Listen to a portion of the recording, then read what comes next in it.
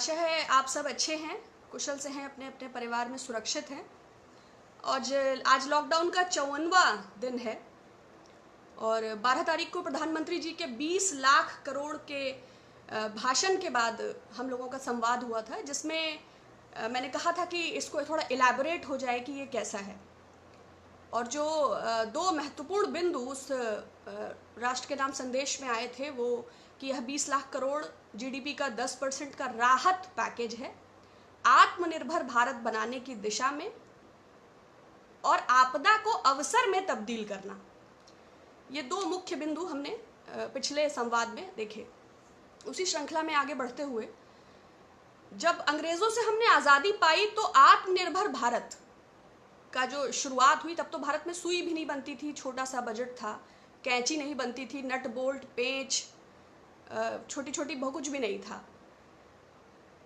IITs बनाए गए, AIIMS बनाए गए, इसरो बनाया गया, भाभा, सेल, गेल, भेल, नवरत्न कंपनियां, योजना आयोग, बहुत बड़ी श्रृंखला है। 70 वर्षों की जो बहुत बड़ी विरासत है, जो देशवासी और तमाम आती जाती सरकार, तमाम जनसमूह, तमाम लोगों के सहयोग से एक सम्मिलित साझी विरासत 70 वर्षों में एक जो आत्मनिर्भर भारत की नींव रखी गई। या संक्षेप में कहें तो 2014 के बाद जितने भी संसाधन बिकाऊ हैं, जो कुछ भी बेचा गया है, और शायद लॉकडाउन के बाद भारत पेट्रोलियम और एलआईसी का नंबर है, तो ये सब आत्मनिर्भर बनाने की दिशा में ही तमाम प्रयास थे और आत्मनिर्भर हुआ भी भारत। अब उसी का अगला स्टेप ये है कि ये जो आत्मनिर्भरता है, इसका व्याख्या बहुत लंबी हो सकती है, किंतु मैं संक्षेप में ही अपनी बात को कहूंगी कि मोदी जी ने दूसरा कहा कि आपदा में अवसर। तो अवसर को तलाशते हुए इस वक्त की भारत सरकार इस आपदा के सुअवसर को, आपने देखा जो हम इस पैकेज में राहत की अपेक्षा कर रहे थे, what is in this relief package, क्योंकि राहत नाम की तो कोई चीज नहीं थी। पहले दिन एक लोन मेला था, क्रेडिट फैसिलिटी थी, वो रेडी वालों के लिए भी थी, खोमचे वालों के लिए थी, ठेले वालों के लिए थी। बाकी साधारण, जो मैंने उस दिन कहा था कि दोज हु आर सफरिंग, इस वक्त देश के सामने जो सबसे बड़ी समस्या है वो है हेल्थ इंफ्रास्ट्रक्चर और माइग्रेंट वर्कर्स। बड़े दुख की बात है कि आज 4 प्रेस कॉन्फ्रेंसेस हो जाएंगी तो कुछ ऐसी घोषणा निकल के आए ही नहीं। जब ये माइग्रेंट वर्कर्स अपने पांवों पर चलकर अपने गांव पहुंच जाएंगे, 1 नेशन 1 राशन, 5 किलो चावल, 1 किलो चना, डायरेक्ट बेनिफिट ट्रांसफर के लिए विपक्ष लगातार सरकार पर कह रहा है।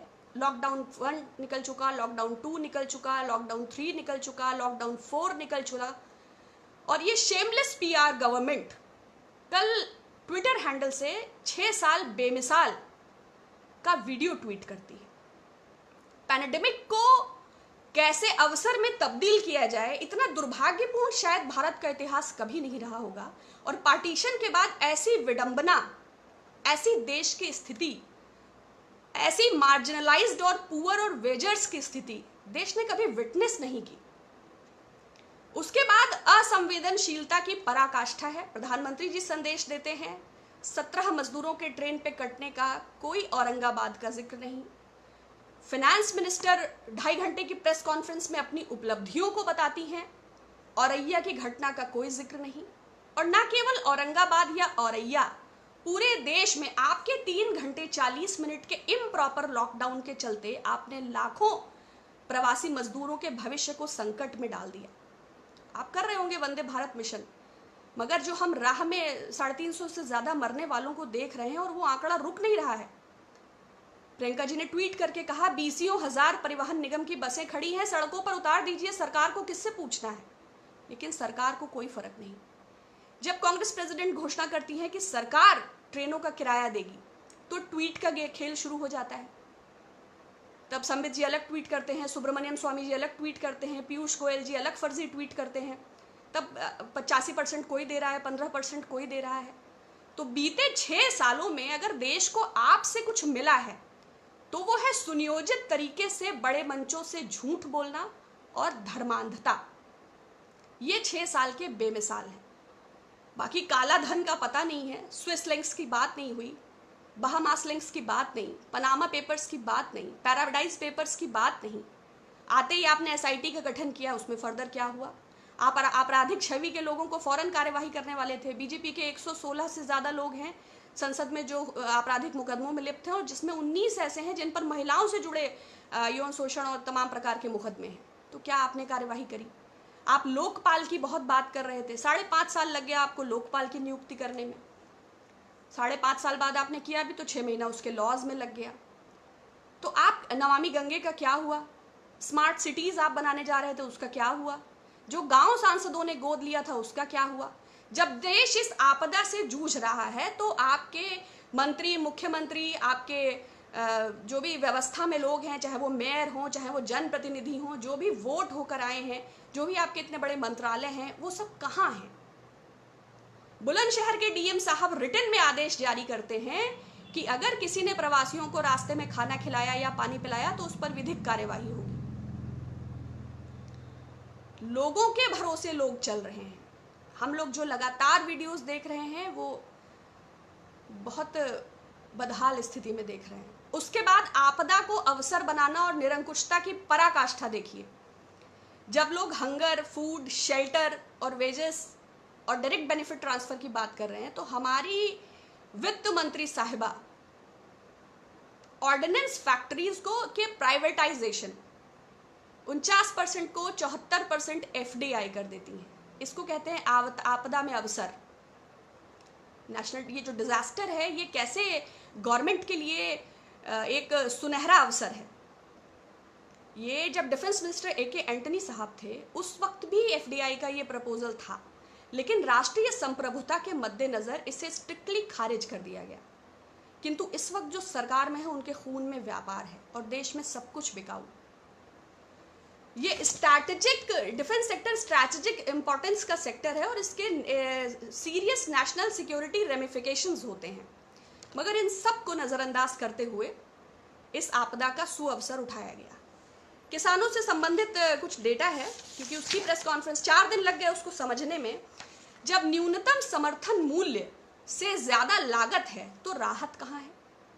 गन्ने का समर्थन मूल्य 1925 से 40 के बीच था, लेकिन मंडी के अभाव में मध्य प्रदेश और उत्तर प्रदेश के किसान 1400 से 1600 रुपए में उसे दे रहे हैं। इससे लगभग उन्हें 21,000 करोड़ का घाटा है। जो प्रतिदिन वाले लोग हैं, चाहे वो फल हों, चाहे वो फूल हों, चाहे वो सब्जियां हों, चाहे वो पशुपालक हों, चाहे वो दूध हो, चाहे वो अंडा हो, चाहे वो मछली हो, भारी घाटे से गुजर रहे हैं। किसी की घिया, लौकी, टिंडा, तरोई खेत में गिर गया है, कोई बेच नहीं पा रहा है, कोई पहुंच नहीं पा रहा है। इससे लगभग 10,000 करोड़ का किसानों का घाटा हुआ। इतिहास में ऐसी कोई सरकार नहीं है जिसने कृषि उपकरणों, कीटनाशकों, खाद और किसान के ट्रैक्टर के टायरों पर भी जीएसटी लगाया हो। सरकार ने इससे लगभग 15,000 करोड़ की आय की। और बाद में दूसरा एक और डेटा है, पीएम किसान सम्मान निधि में 8.22 करोड़ रुपीस दिया गया है। सरकार का ही कृषि लागत एवं मूल्य आयोग का डेटा है कि total 14 crore 64 lakh agricultural census 2016 के मुताबिक किसान हैं। अगर इनकी संख्या 14 करोड़ 64 लाख है और सम्मान निधि आपने 8.22 करोड़ को दिया है तो शेष भी तो हैं और उनकी संख्या करोड़ों में है। दूसरा एक और डेटा है कि 3 करोड़ मार्जिनलाइज्ड किसानों को 4 लाख करोड़ का लोन दिया जाएगा।